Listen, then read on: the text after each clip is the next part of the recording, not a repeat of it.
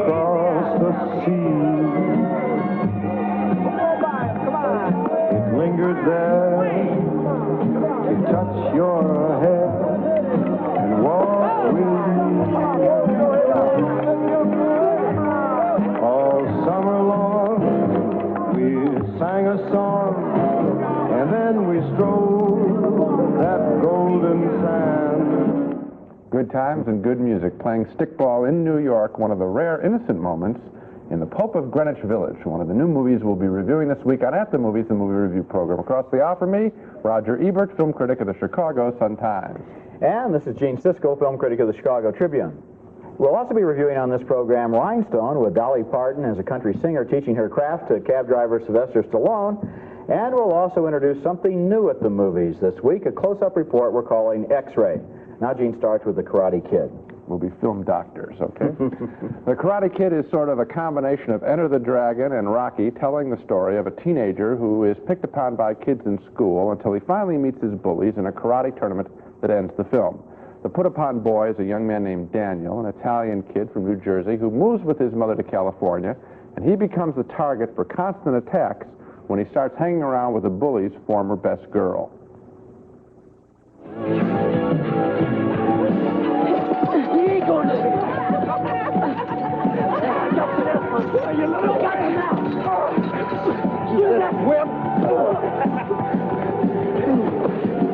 You couldn't leave well enough alone.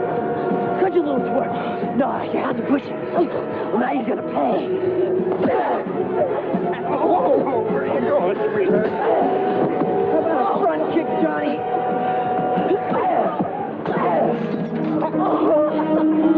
Get him out. Leave him alone, man. He's had enough. Shut up, Mommy. Look at him, Dutch. He can't even stand up. So what? That don't mean squat.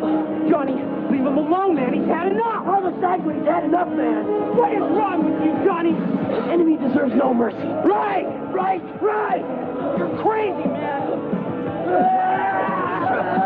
Yeah. Johnny, get him.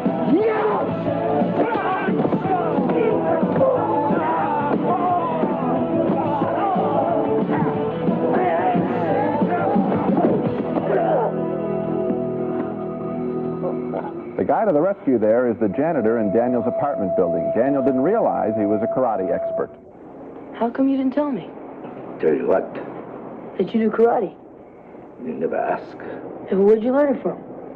Father, I thought he was a fisherman. in Okinawa, all Miyagi know two things, fish and karate. Karate come from China, 16th century, called te, hand. Much later, Miyagi ancestor called karate, empty hand. I always thought it came from Buddhist temples and stuff like that. You're too much TV. They have a nice father-son relationship in this picture, and together with that janitor, Daniel decides that the only way he can survive at school is to face those boys out to get him in a karate fight. So the janitor trains him in karate using exercises like learning balance by standing on a boat. Hey, when am I going to learn how to punch? Better learn balance. Balance is key. Balance good, karate good, everything good. Balance bad, better pack up, go home. Understand? Yeah, I understand.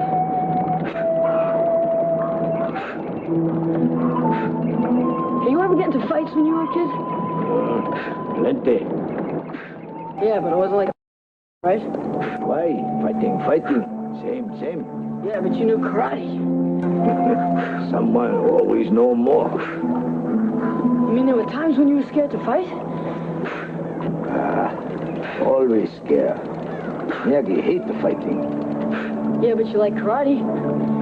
So? So karate's fighting. You train to fight. That's what you think.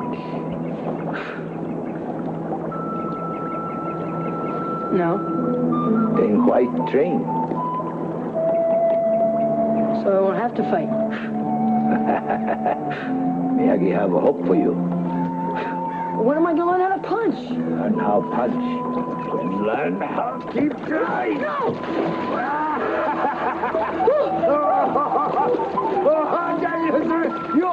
from behind the ear! Well, The Karate Kid has a couple of nice performances in it by Ralph Macchio as the boy and Pat Morita there as the old man, and also Randy Heller as Daniel's mother. She's very good portraying a single woman, single parent under pressure.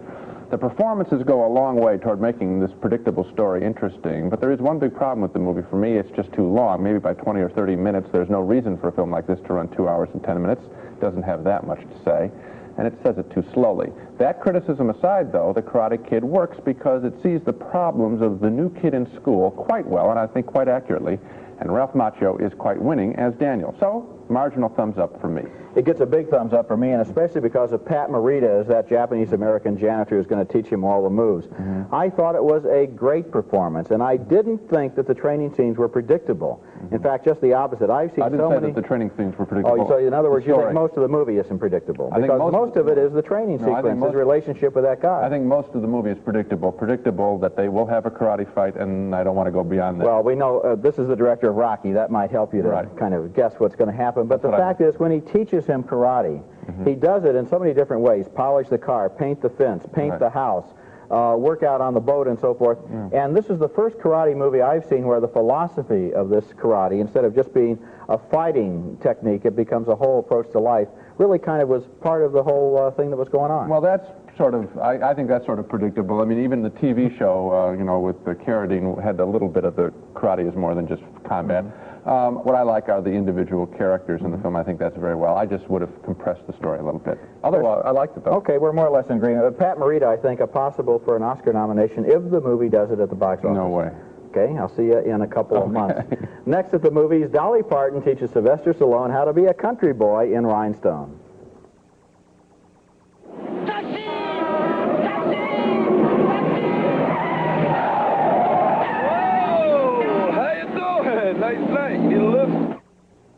Our next movie is a comedy called Rhinestone that stars Dolly Parton and Sylvester Stallone, and a story that I think was probably lifted straight out of My Fair Lady. This time Dolly Parton plays the Professor Henry Higgins role. Stallone is Eliza Doolittle, and the deal is, if Dolly can teach Sly how to walk, talk, and sing like a country boy, she'll win her bet with the owner of a New York nightclub. Now remember how Professor Higgins discovered Eliza as a Cockney flower girl? In this scene, Dolly has just gotten Stallone fired from his job as a taxi driver. Hey, look, I didn't mean to get you fired. Yeah, you want to do me a big favor? Just get out of my face, okay? Look, I can help you. Yeah, just let me out of the job, you hillbilly bimbo. Bimbo? No, hillbilly bimbo. You can't talk to me like that. Oh, I can. All right? Watch my lips, Daisy May. Now, you know, some people, they may think you're real cute. But me, Nick, I kind of think you're this reject from Hee-Haw. So why don't you just take off because the hay wagon is leaving, all right? You can always get another job, you know. What are you, a guidance counselor? I like this job. There's a lot of memories here. Hey. Bad memories. Stallone has nothing to lose, though, and so he says he'll go along with her bet, and Dolly takes him back home to Tennessee so that he can do advanced research on authentic country lifestyles. Here's the scene where they get off the bus and meet some of the local good old boys. Hey, Hewlett, Mr. Polk, you seen my daddy? Not today. I want you guys to meet a friend of mine from New York City. This here's Nick Martinelli. Howdy. Yeah. Well, say howdy back. You want to give old Nick a break? How they hanging, troops? Oh, real mature Nick. Yeah. Oh, there's Daddy. You're not here to be smart, you're here to learn. Uh-huh. What are you guys making? A piano. Ciao. Kind of slow-witted, ain't he? Real slow. Oh, Lord, I miss you. I missed you too, sugar. Mercy, don't you look sassy. Well, thank you, Daddy. I want you to meet somebody. This here's Nick. Howdy. What's he doing? Well, he's trying to say howdy, Daddy. Oh, well, howdy. How you doing? How you doing? Good. fine. Yeah, that's good. Well, I can't wait to get to the house. Would you get the bags, Nick? Excuse me. Done? Thank you. Bags, okay. Yeah, kind of slow-witted, ain't he? Oh, you'll be all right, Daddy. That's Richard Farnsworth as Dolly's father, and You can almost predict the rest of this movie. Sly learns to sing country, and he falls in love with Dolly, although their love affair in this movie is so chaste and so innocent you could play their sex scene at a Sunday school picnic. They almost seem afraid to touch each other in this movie, and that's where the trouble comes in. It doesn't feel like two flesh and blood characters are involved here. It feels more like a summit meeting between two of the great movie superpowers. The movie protects Stallone's and Parton's images so carefully that it never takes chances, and it never really takes off. I didn't like it either, and I'll give you another reason why there aren't two characters up there. Two characters weren't written in this script. Dolly Parton isn't playing anything differently than if she'd appeared on somebody's variety show. She walks in, she's Dolly Parton, but she doesn't play it above it, smarter or stupider than she is, so there's nothing special there. Stallone, he's a little bit of a cab driver in the scene there we saw by the locker, but then after that he's just sort of a wild man through the film, and also he seems above this material, sort of wisecracking at all that's going on. So there aren't two characters up there. We want to see these people engage each other. We don't have two characters. When I heard the premise for the movie, I thought it was a good premise. First of all, the story has worked for everybody from George Bernard Shaw straight through to Lerner and Loewe. It's a good story, but also make her a country singer. Make him a cab driver. Write him some lines. Give him a life that makes you think he's a New Yorker. He's not a New Yorker in this movie. Sometimes he's acting goofy. Other times he's acting strange. He doesn't seem to really be a street-smart guy, and so the entire movie seems to be, in every scene, what can we think of in this scene that would be cute to do? It's really a disappointment. My old test on these things is, would it be more interesting to watch these two actors have lunch off-set and listen to their conversation than watch them in a movie like this? Lunch would have been more interesting. Too bad. We'll talk more about Dolly Parton and the movies in our special X-ray segment coming up later. But coming up next at the movies, two young would-be mobsters try to conquer New York's Little Italy. The summer wind came blowing in from across the sea. Our next film, The Pope of Greenwich Village, is a very good movie, almost in the league with one of my all-time favorite films, Martin Scorsese's Mean Streets, with both films telling of a friendship between two young would-be hoodlums in New York's Little Italy.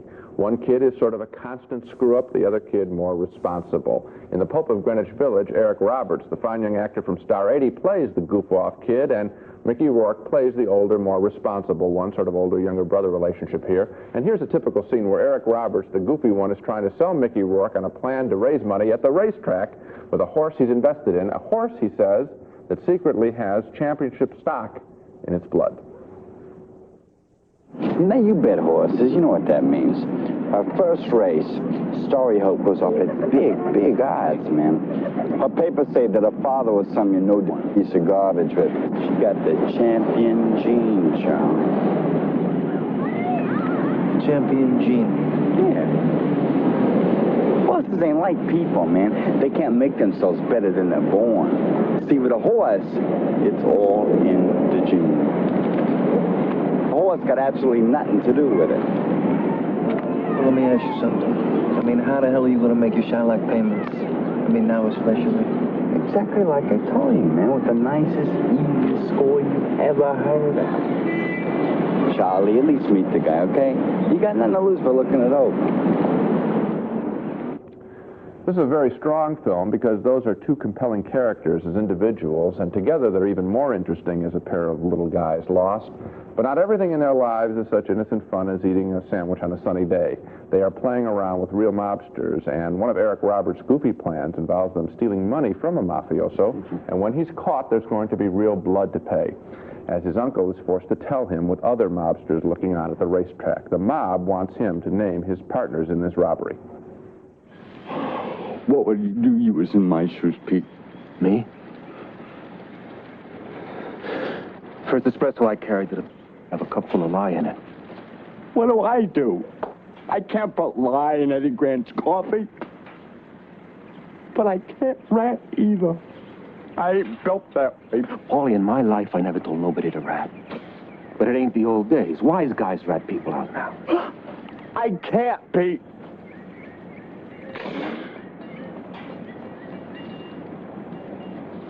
What happens to anyone what was with me? Who knows? So, man. What about the money? What did you bag? 50 large. That's what my end came to. Give me 43 to bring Eddie. You say you blew the rest. The maniac will hardly even count it. What do they want? This ain't no joke, Paulie.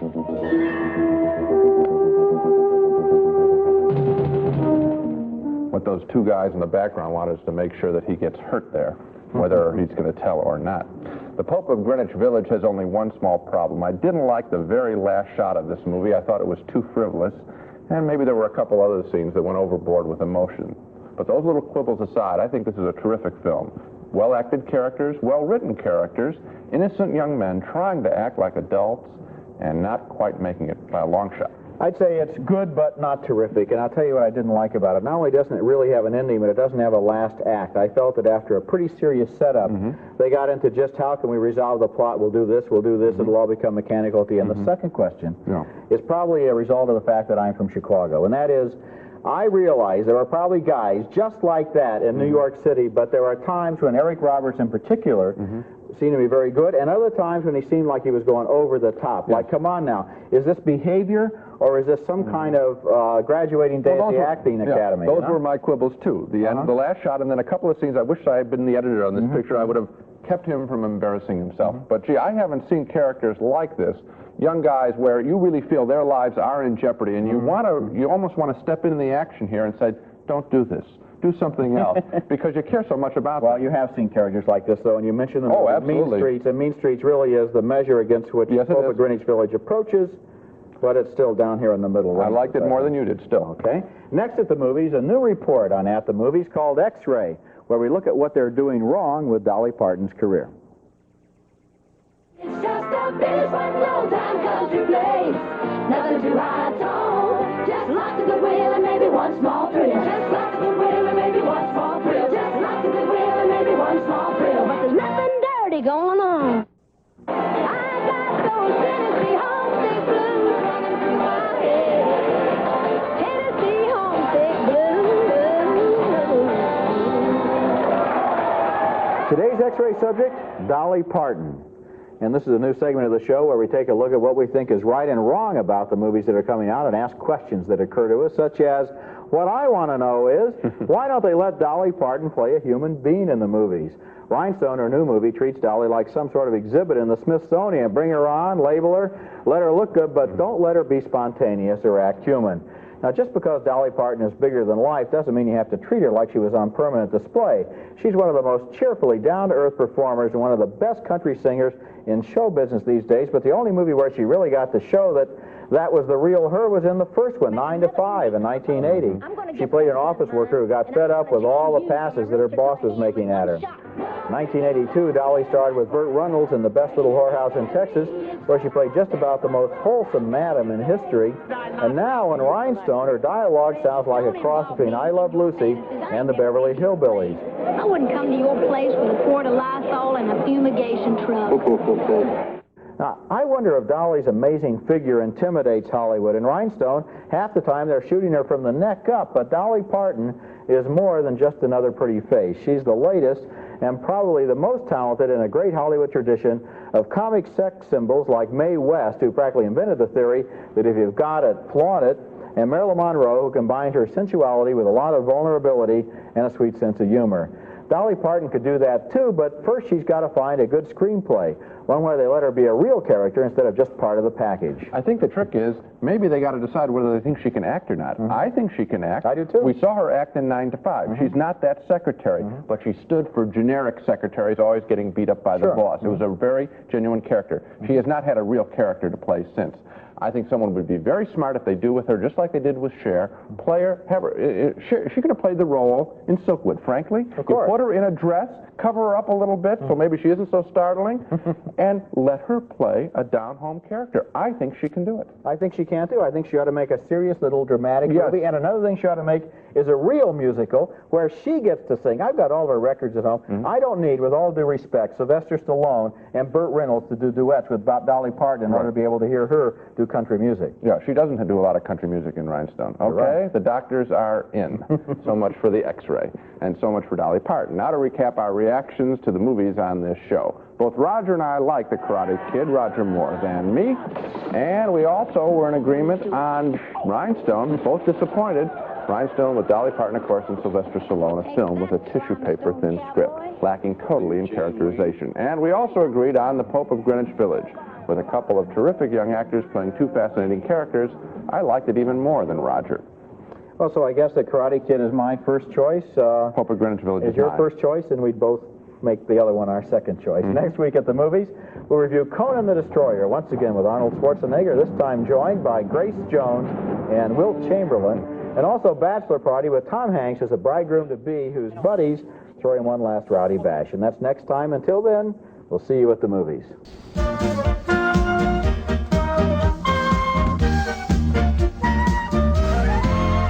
Pan American, whether it's business or pleasure or a little bit of both, across the country and around the world, Pan Am, you can't beat the experience. Raisinets, plump, juicy raisins covered with delicious milk chocolate. Enjoy America's favorite movie time candy at home or at the movies. Goobers and Snowcaps, too. Deep Shine Pledge makes a beautiful difference on all your wood furniture. Clearly the more beautiful shine, Deep Shine Pledge in wood scent.